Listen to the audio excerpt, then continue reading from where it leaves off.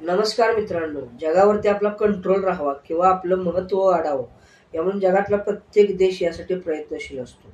पण बलाढ्य असा अमेरिका प्रत्येक देशामध्ये प्रत्येक घटनेमध्ये अमेरिकेचं महत्त्व राहावं यासाठी तो निश्चितपणे प्रयत्न करत असतो.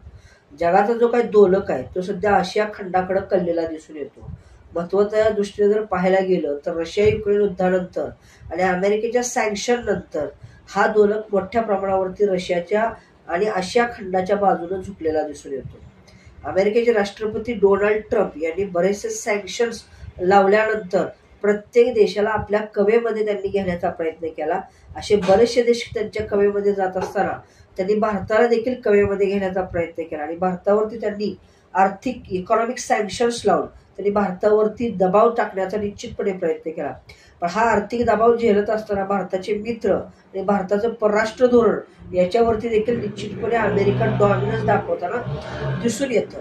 मित्रांनो, पण आत्ताच काही दिवसापूर्वी आलेल्या बातमीनुसार अमेरिकेने सध्या भारत आणि इराण यांच्यामध्ये जे इराणमध्ये चाबहार नावाचं जे बंदर आहे, पोर्ट आहे, ते जे सध्या भारत डेव्हलप करतोय इराणमध्ये, त्या चाबहार बंदरावरती सुद्धा अमेरिकेने सँक्शन्स लावलेले आहेत.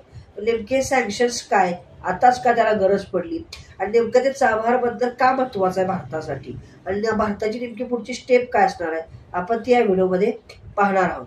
प्रत्यक्ष पहिल्यांदा आपण हे पाहूयात की ते चाबहार बंदर नेमकं कुठं आहे.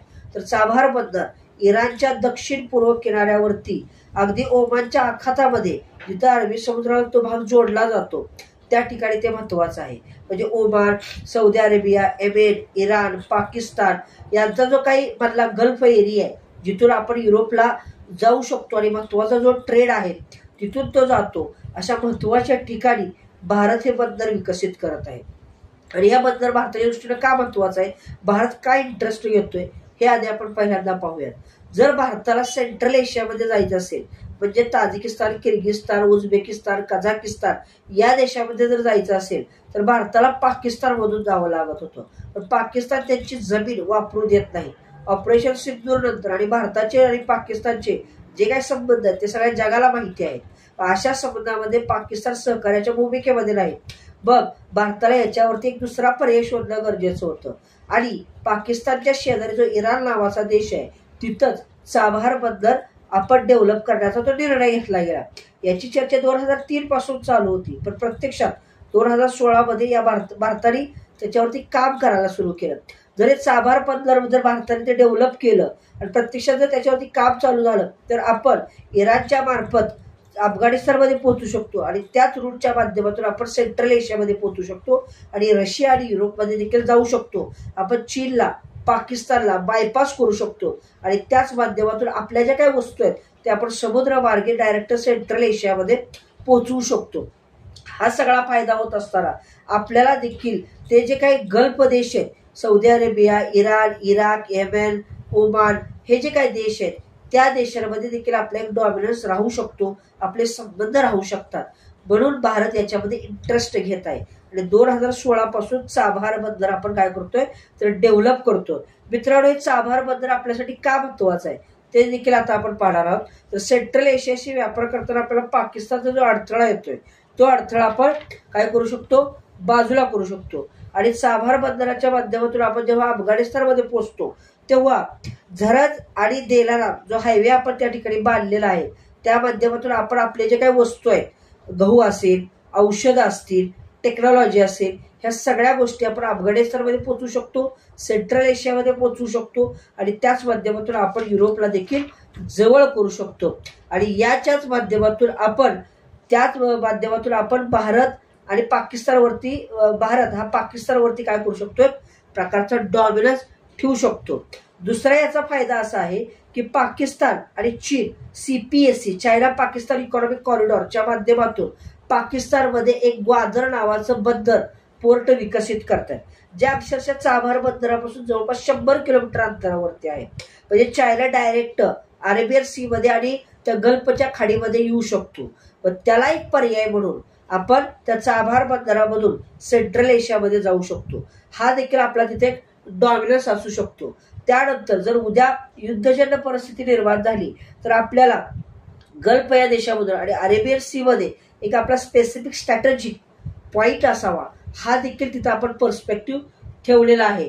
आणि याच गोष्टीमुळे भारत हा एक डेमोक्रेटिक कंट्री, जास्त मार्केट असलेला देश आहे. जवळपास 141 कोटी लोकसंख्या असलेल्या या देशाचं मार्केट प्रत्येक देशाला अट्रॅक्ट करत असतं. आणि हाच देशाचा जो काही पॉझिटिव्ह पॉईंट आहे, तो पॉझिटिव्ह पॉईंट देखील गल्फ या देशामध्ये तेवढाच डॉमिनेट करताना दिसून येतो. आपल्याला जेव्हा इराण, इराक, सौदी अरेबिया या देशामधून जेव्हा आपल्याला तेल आयात करायचं असतं, क्रूड ऑइल आयात करायचं असतं आणि आपण करत असतो नेहमी, तर ते देखील करण्यासाठी आपल्याला तिथे प्रेझेंट राहतो आपला.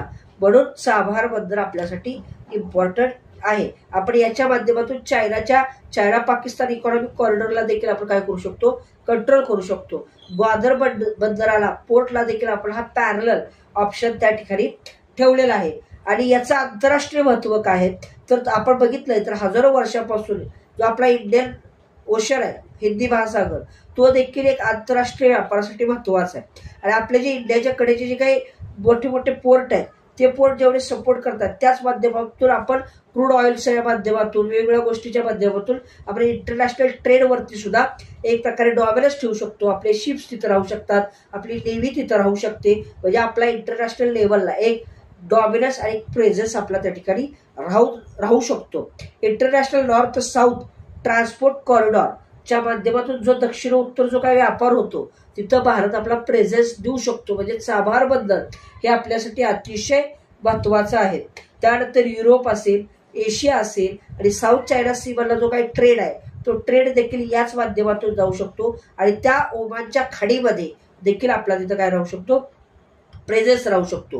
म्हणजे चाबहार बंदर आपल्याला जर डेव्हलप करायचं असेल तर आपण त्यासाठी जवळपास 2000 करोड रुपये आपण त्या ठिकाणी इन्व्हेस्ट करतोय.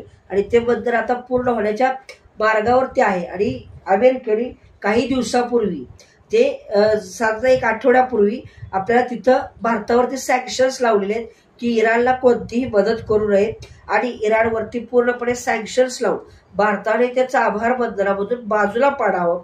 मग याच्या अगोदर युएसएने आपल्याला काय एवढी परवानगी दिलेली होती? 2019 साली जेव्हा आपला आणि इराणचे चांगले संबंध होते, आपण इराणकडून जे काही क्रूड ऑइल घेत होतो त्याच्यामध्ये आपल्याला रुपयामध्ये ट्रान्सफर करावे लागत होते.